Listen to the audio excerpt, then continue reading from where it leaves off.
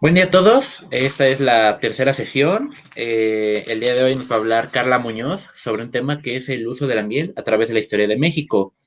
Carla Muñoz es maestra de humanidades por parte de la Universidad de Anáhuac, México Norte. Tiene un diplomado en Historia de México y Gastronomía Prehispánica.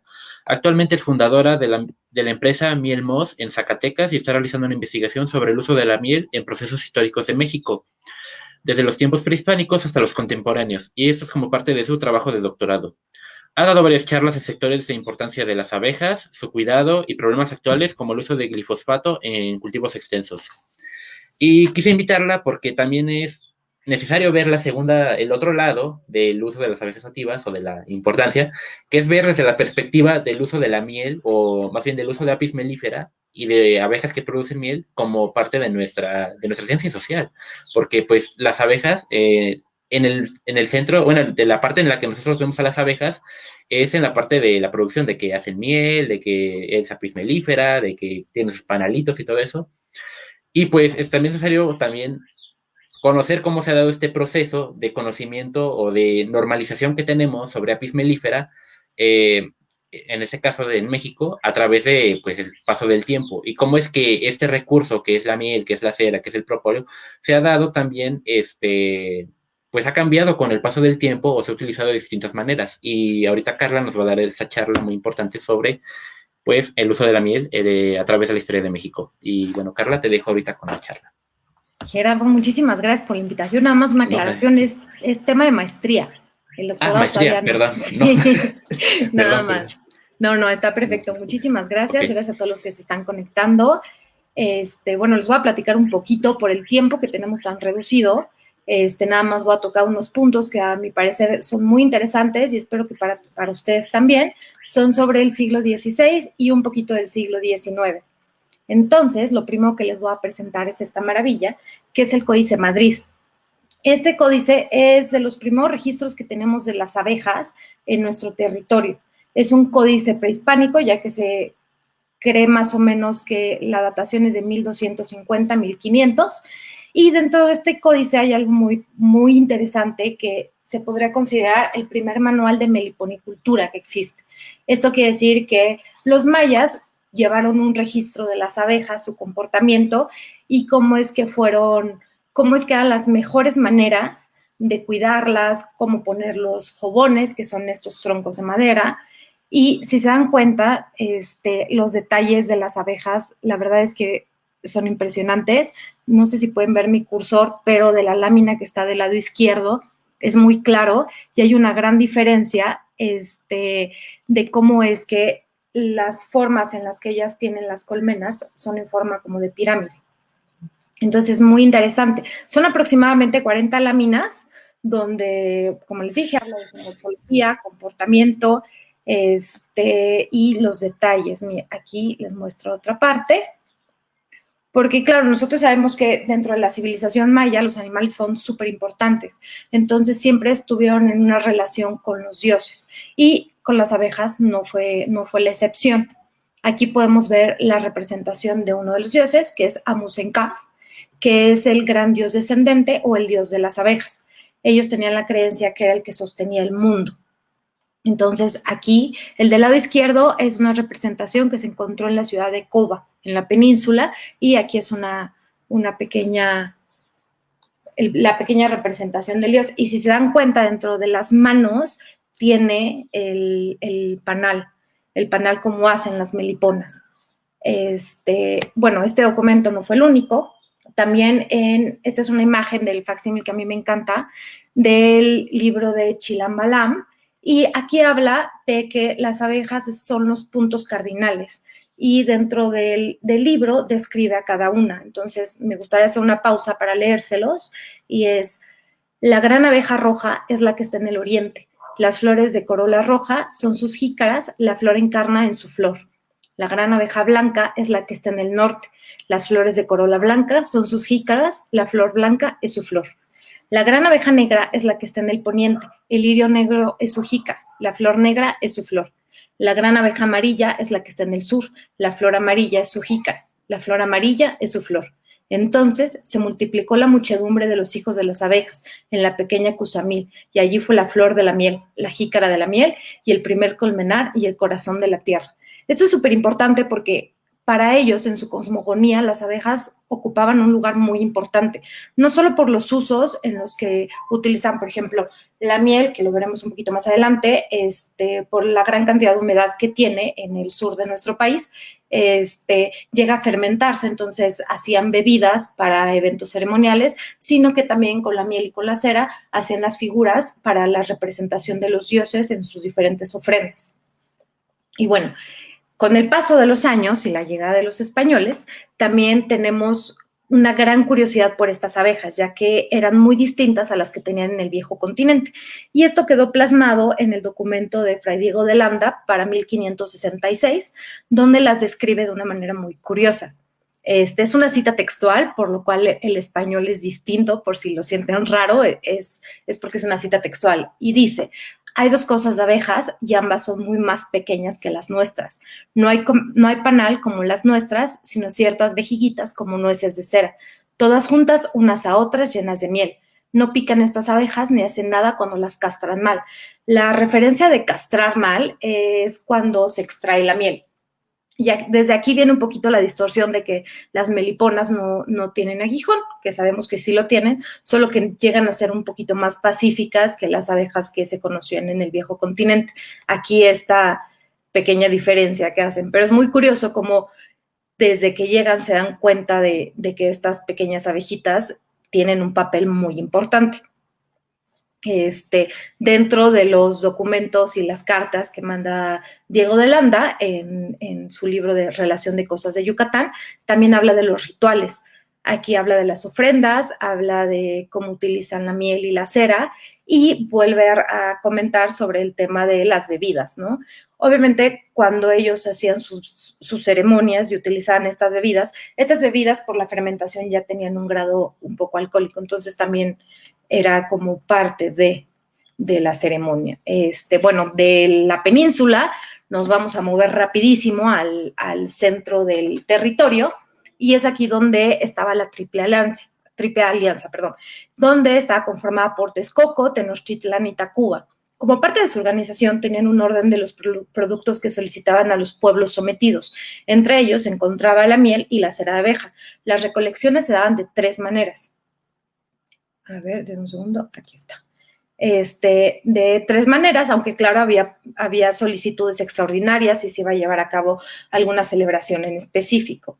Eran 80 días, 120 días o 365 días. Aquí encontré una tabla muy padre donde se piden 200 vasijas o jarras, dependiendo de la población, y ponen, no sé si lo ven, aquí está. Por ejemplo, para Guerrero y Puebla era cada 80 días y era muy poquita la recolección de miel, que eran 5 vasijas o jarras. Ahí se me movió, ahí está. Pero por ejemplo, para Guerrero eran cada 80 días igual, pero eran 200 vasijas. También esto habla un poquito de las floraciones que existían en ese momento y la cantidad de abejas y mieles la cantidad de abejas que podían recolectar más cantidad de miel. Con la llegada de los españoles, y por petición del rey Carlos V, se le solicitó al primer virrey de la Nueva España, Antonio de Mendoza, crear un documento con la información de los tributos, esto para dar una continuidad a lo que ya tenía establecido la Triple Alianza, así como las cantidades y las producciones específicas de cada poblado, y también de esta manera no exigirle una mayor cantidad de productos a los pobladores y que no hubiera un descontento mayor. Este documento es impresionante y de toda mi investigación es de mis favoritos, porque si se dan cuenta, del lado derecho tenemos una lámina donde es completamente pictográfica y viene aquí está, viene como el poblado y lo que solicitaban a cada poblado. Del lado izquierdo de este documento viene ya en latín, viene la información descrita, y la verdad es que Lina hizo un trabajo extraordinario que lo pueden visitar, puse la página en la presentación, donde si ustedes pasan el cursor sobre el documento van a poder ir haciendo la lectura con una traducción simultánea, lo cual es maravilloso porque entiendes y te involucras de una manera completa con el documento. Aquí podemos ver otras láminas. Había poblaciones a las que les pedían no solo miel, sino les pedían otros productos, pero es impresionante cómo se ven las vasijitas, ¿no? Bueno, a mí me gusta muchísimo verlo, ver las vasijitas. Aquí vemos cómo se ve la lámina y con la traducción que hace Elina. Son más o menos 20 tarrillos, los que en este caso pedían. Entonces es muy, muy impresionante. Y no solo está este documento, también existen otros dos en los que está el Códice de Huetamo y el Códice de Cutzio. Estos dos documentos pertenecen a lo que ahora es Michoacán. Entonces, es impresionante porque igual si lo alcanzan a ver, aquí también se ven las vasijitas. En el de Huetamo están casi al centro y en el de Cutzio están, o sea, son mucho más lo que se les solicita y están al centro del lado izquierdo, que son estas. Bueno, dentro de los otros usos de la miel, no solo estaba para temas ceremoniales o para pedir tributo. También la miel siempre ha estado asociada con remedios medicinales. Y esto quedó plasmado en otro documento padrísimo, que es el Códice de la Cruz Badiano, que es el Libellulus de Medicinalibus Indorum Herbis. Este es un herbario medicinal de 184 ilustraciones a color, acompañadas de glosas en latín de diversa extensión, dependiendo del remedio. Este manuscrito se tiene más o menos la datación de que lo concluyeron en 1552. Son dos autores, el médico indígena Martín de la Cruz, que era el que estaba transmitiendo oralmente toda la información, a Juan Badiano. Este documento fue dedicado al hijo del virrey Antonio de Mendoza y por muchos años permaneció en España. Después se dio como regalo al Vaticano y para 1990 el Vaticano lo regresa a México como regalo de parte del Papa Juan Pablo II. Está dividido en 13 capítulos y hace referencia aproximadamente a 80 enfermedades distintas. Es muy interesante porque dentro de las traducciones que tiene este facsímil, que ahorita podemos consultar, hay recetas con miel desde la alopecia hasta dolores de garganta, heridas, dolores de cabeza. Hay muchísimas recetas y remedios donde la miel es un ingrediente fundamental para poder hacer sentir bien a las personas. Otro documento está el protomédico Francisco Hernando de Toledo. En la época del rey Felipe II, le encarga a Francisco Hernández de Toledo, nombrado protomédico general, el nombre completo es Protomédico General de Nuestras Indias, y fue el encargado de hacer una recopilación completa de la flora y la fauna que se encontraba en el Nuevo Mundo.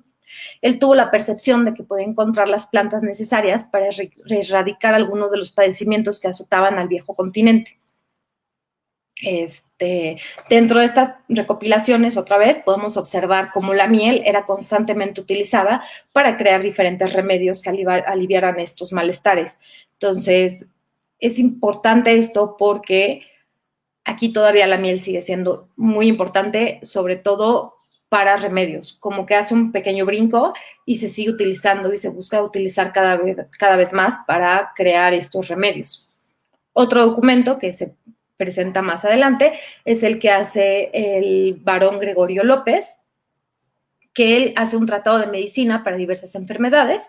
Este libro fue el resultado extenso de trabajo que hizo mientras estuvo en el Hospital de la Santa Cruz en Huastepec. En el documento describe varias recetas en las que se utiliza la miel de abeja para aliviar distintas enfermedades, otra vez. Y a lo largo de toda su estancia hace una recopilación muy grande de todos los remedios, recetas, atribuciones que le tenían tanto a las plantas como a la miel. Entonces, aquí, por ejemplo, vemos una para los flemones, ¿no? Y dice, los verdaderos son causados de sangre, agua rosada de liatén y arrope de moras, miel rosada y vinagre y gargarizar, ¿no? Entonces, no solo da como la receta, sino te dice qué hacer con ella para hacerte sentir mejor. va pasando el tiempo y nos mudamos a la Ciudad de México, donde en el antiguo Colegio de las Vizcaínas podemos encontrar algunos recetarios del boticario, que era el encargado del bienestar de las mujeres que vivían y que habitaban en las Vizcaínas, y podemos encontrar, por ejemplo, este documento es de 1777, y bueno, dice señora Bastón, es Rodomiel, y esto era para hacer sentir mejor a las mujeres que vivían en las Vizcaínas y que estudiaban y estaban en este lugar. La rodomiel también es conocida como miel rosada, que es una combinación de pétalos de rosa con miel de abeja. Se podía utilizar tanto como jarabe o como ungüento. Esta mezcla ayudaba a aliviar desde malestares estomacales, dolor de cabeza, malestares bucales, así como también para untarla y aliviar problemas de la piel. Es una receta que, buscando y pasando los siglos, se sigue utilizando y sigue apareciendo en recetarios, en periódicos. Lo venden ya más para el siglo XIX, ya te venden el frasquito, ya no lo tienes que fabricar tú, ya vas al boticario, te da tu frasquito y tú te aplicas solito tu ungüento o lo tomas como jarabe. Y bueno, de aquí brincamos un poquito a la llegada de la abeja europea, que es como se engloba a este tipo, a la apis mellifera, y la apis mellifera iberiensis, conocida como la abeja española, llega a territorio mexicano y se extendió por la parte central del país. Esto sin afectar mayormente la apicultura del sureste. Para el siglo XIX se trajeron otras variedades de abejas europeas para mejorar la calidad de los apiarios, y también se introdujo la apicultura basada en el empleo de cubos de madera con marcos móviles, que es como los conocemos ahora. Una de las diferencias más importantes entre estas abejas fue la manera de domesticarlas. La forma en la que se hace con la abeja europea es en cajones de madera, que hacía muchísimo más fácil para que las personas lo pudieran estar moviendo dentro de sus terrenos. Los cajones de madera se utilizaban con 8 o a 12 bastidores, que eso sí no ha cambiado tanto hasta la fecha.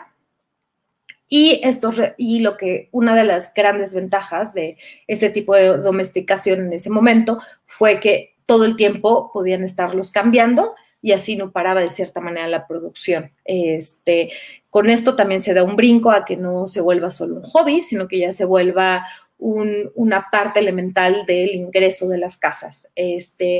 Obviamente, junto con la aparición de esta abeja, empezaron a aparecer nuevos instrumentos que ahorita se los voy a enseñar, y hizo que todo fuera mucho más rentable para los apicultores, los primeros apicultores que existieron en el territorio. Y tal fue el auge que podemos encontrar, por ejemplo, en una publicación del Contemporáneo, publicado en San Luis Potosí, donde dan toda una recomendación para sacar bien la miel de las abejas, ¿no? De las colmenas. Esta publicación ya es de 1897.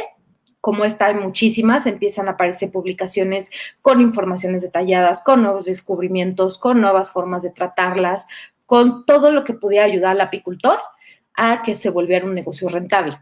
Porque esto es importante como recalcarlo. Al principio, cuando llega la apicultura a nuestro país, específicamente la apicultura, con las abejas europeas, se tomaba un poco como un hobby, no lo veían como algo que pudiera ser un negocio rentable, hasta que empezaron a existir estos inventos y vieron todas las facilidades y todas las posibilidades que podía tener.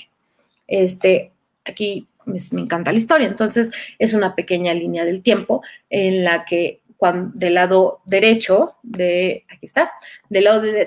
podemos ver los descubrimientos, las invenciones de nuevos productos que ayudaban a la apicultura, y del lado izquierdo podemos ir viendo más o menos qué era lo que estaba pasando en el país en esa época. Entonces, por ejemplo, para 1852 es cuando se inventa por Lorenzo Langstroth los bastidores móviles. Para 1857 son las láminas de cera prefabricadas. Esto fue un gran invento, aunque parece algo como ya muy cotidiano para nosotros, porque de esta manera se le ahorraba a las abejas un gran trabajo. Luego está la invención todavía estamos en siglo XIX, la invención del extractor por fuerza centrífuga. Se utiliza todavía hasta la fecha. ¿Qué quiere decir? Que es un bote, por así decirlo, donde tú acomodas los los bastidores y por el movimiento de la fuerza centrífuga es que empieza a caer toda la miel y de esta manera la podemos recolectar de una manera mucho más fácil. Después, para 1870, fue la invención del primer ahumador. ¿Esto qué es? El aparatito que se utiliza, que todavía se utiliza, para poder aventar humo y que las abejas estén un poco como distraídas para poder hacer el cambio de bastidores. Y ya para 1874 se reinventa y se hace un nuevo diseño del ahumador. Todo esto mientras Juárez estuvo en nuestra presidencia, donde se interpretó por primera vez nuestro himno nacional. Todos estos también pasó con la muerte de Juárez y terminan, por así decirlo, con el primer mandato del general Porfirio Díaz. Y bueno, de aquí vamos a hablar un poquito de la miel en la cocina mexicana. El siglo XIX fue muy importante para que se pudieran dar la mezcla de sabores en nuestro país, ya que la mezcla de culturas y comercio dio paso obligado que se unieran los sabores. El tiempo dio a la cocina su carácter mestizo, el que conocemos ahora. Suavemente y sin sentirlo había surgido la comida mexicana en su variedad de ingredientes y en las diferencias económicas de sus habitantes. Eso también es importante decirlo. Es evidente que el resultado no fue uniforme, fueron poco a poco y de ahí fue la expansión. En cuanto a la miel, hay un libro muy importante en la gastronomía que es el Nuevo Cocinero Mexicano en forma de diccionario, donde de una u otra manera explicaban los ingredientes, sus funciones y cómo llevarlos a su máxima potencia. Y bueno, habla de 3 tipos de mieles. De la miel virgen, que es la que sale por sí misma y sin fuego, que es cuando por primera vez agarras el panal y extraes la miel. Después habla de un segundo tipo de miel, que ya es cuando agarras los panales y los exprimes, ¿ok? Y habla de una tercera miel, que ya es reunir todos los panales viejos, por así decirlo, y estar aplastando y extrayendo, y también se llega como a calentar. De la cocina es muy extenso y por tiempos, Gerardo no me va a dejar mentir, pues hay muchísima información, hay muchísimas recetas que se siguen ilustrando y se siguen promoviendo con el uso de la miel, pero claro, para este momento ya también ya había aparecido la caña de azúcar, entonces sí hay un desplazamiento importante con la miel, pero para algunas recetas en específico se sigue utilizando y hasta la fecha se sigue utilizando. La miel no solo fue importante en la cocina y en los remedios médicos, sino también se le empezó a atribuir para hacer productos que hicieran sentirte mejor, que son la belleza. Y, por ejemplo, aquí en una de las publicaciones del agricultor mexicano, daban la receta completa daban la receta completa para que tú pudieras hacer tu cold cream y podértela aplicar. Y, obviamente, la miel de abeja y la cera eran uno de los ingredientes más importantes para poderla producir. Y bueno, no solo esto, la verdad es que está rascándole a la historia de los usos de la miel en nuestro país. Es impresionante porque vas encontrando y encontrando y encontrando información por todos lados. Entonces es muy interesante porque ya hablamos del uso de la miel en la cocina, en la medicina, en productos de belleza, pero no solo esto, también es importante decir que lo usaban de forma médica para aliviar a los animales.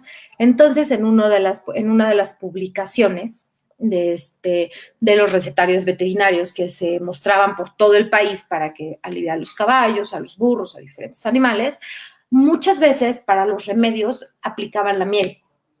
Y eso también es importante decirlo porque sí, gracias a la llegada de la abeja europea y a que se pudo hacer una domesticación, es que la miel era más accesible y de esta manera se podían ir experimentando más cosas. Y entre ellas, remedios para hacer sentir mejor a los animales, que para este momento histórico, era muy importante los animales, tanto de carga como de granja, como todo, porque eran un sustento, ¿no? En la gran parte del país. Así que, en resumen, podemos decir que en estos pequeños temitas que toqué rapidísimo, podemos decir que la miel ha sido un producto de las abejas indispensable para la evolución de la historia de México. ¿Y por qué digo para la evolución de la historia de México? Porque siempre ha estado ahí. Tal vez es muy difícil, a lo mejor para nuestra visión actual, ver a la miel como solo algo más que un producto que le pones a tu té. Entonces, es importante rescatar esta información para darle el valor cultural e histórico que ha tenido y que por alguna razón se fue perdiendo en el camino. Pero, en resumen, podemos decir que los productos de las abejas han sido importantes también para una evolución dentro de nuestra sociedad. Y pues bueno, no sé si haya preguntas que tengan. Bueno, muy, muy interesante charla. La verdad es que sí, sí es muy importante todo este uso que le ha dado la miel a nuestro país a lo largo de la historia, utilizando distintas especies de abejas, distintos métodos, usos y pues sí, me impresiona bastante cómo es que la miel ha tenido desde un uso más que pues de rituales, más que de cómo fue evolucionando y cambiando ese Sí, uso a lo largo de la historia. Um, Hay tres preguntas. Una es claro. de Rick Becerril. Muchas felicidades por tan importante ponencia. Una pregunta: ¿hay acceso a esta información de los códices para darle divulgación? ¿Y cómo puedo comunicarme con Carla Muñoz? Sí, la verdad es que hay que hacer uso de nuestras bibliotecas, porque muchas de nuestras bibliotecas, por ejemplo, en la Vasconcelos, aquí en la Ciudad de México, podemos encontrar facsímiles de los códices. Entonces, por ejemplo, ahí yo pude consultar el Libélulus, el códice de la Cruz Badiano, donde te ayuda muchísimo porque está el facsímil y tú puedes consultar todas las anotaciones de los investigadores que han estudiado en específico esos documentos. Entonces, si te quieres poner en contacto conmigo, con todo gusto, si quieres, mándame mensaje y por ahí podemos platicar. Ok. Javier Ocampo, para los siglos XVI y XIX, ¿cómo identificas la diferencia de miel de abeja a la que también llamaban miel, pero que era un derivado de la producción de azúcar o incluso la miel negra? Supongo que habla del aguamiel, ¿no? Sí, Y lo que me habías híjole, contado ese día en tu, exactamente, en nuestra en la primera plática. primera, ajá, Sí, esto es súper importante y la verdad es que es de paciencia, porque muchas veces ya por ejemplo, ya con la caña de azúcar, el extracto le decían melt en náhuatl, o metal en otra forma. Y entonces lo que tienes que hacer en estas situaciones es ver el contexto completo, de qué región está hablando, a qué se refiere específicamente y buscar un poquito las conexiones de los autores. De esta manera se puede ir descartando la información y saber si está hablando de aguamiel, por ejemplo, o de algún otro derivado, o está hablando de miel de abeja. ok, ok. Es ir descartando poco a poco. Leonel Monjo Domínguez pregunta, ¿qué cantidad de miel de melipona debe tomar una persona de 92 años con Parkinson y Alzheimer? Híjole, Si le dan Leonel, algún la uso verdad, medicinal. sí, eso, la verdad es que yo no me podría atrever a contestarte. Eso sería más como un médico que te lo recomendara. El consumo de miel es buena, es bueno para la salud, pero siempre bajo ciertas enfermedades, siempre es mejor bajo la supervisión de un médico. Bueno, a Leonel Monjo le recomiendo que busque la página Meliponas de Azotea. Ellos son aquí de Jalapa y uno de los, bueno, el encargado, el fundador del proyecto es médico, entonces podrías ponerse en contacto con él para que te diga así como un tratamiento que puedas llevar para una persona que tiene estas enfermedades. Sí. Creo que sería lo mejor.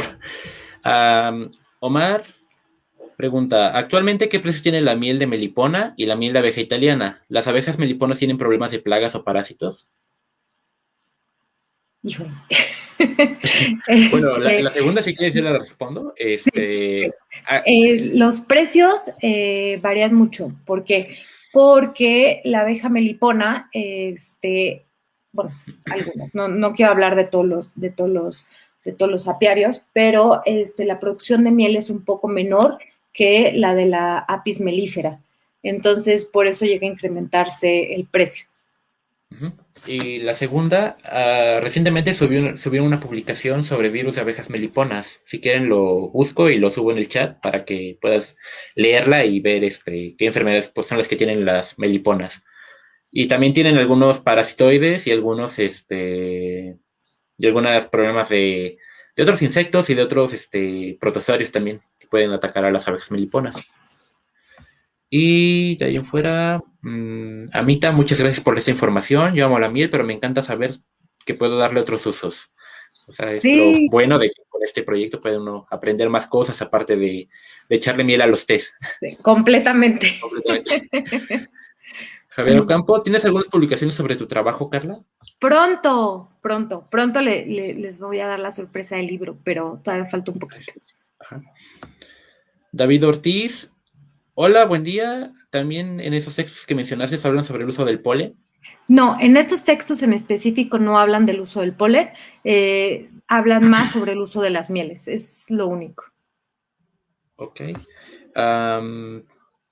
No, ya son todas las preguntas. Bueno, el doctor Félix Torres dice, magnífica ponencia, la parte histórica me Gracias. encantó. Gracias. Y de ahí en fuera ya no hay otra pregunta. No, ya. Y bueno, seguimos con la siguiente charla, que es del proyecto Abejorros de México. Abejorro Nativo MX, perdón. Ahorita seguimos con esta charla y pues si no tiene otra pregunta la pueden dejar en el chat y ya Carla o yo las podemos responder sin problema. Hasta luego. Gracias. Chao. Bye.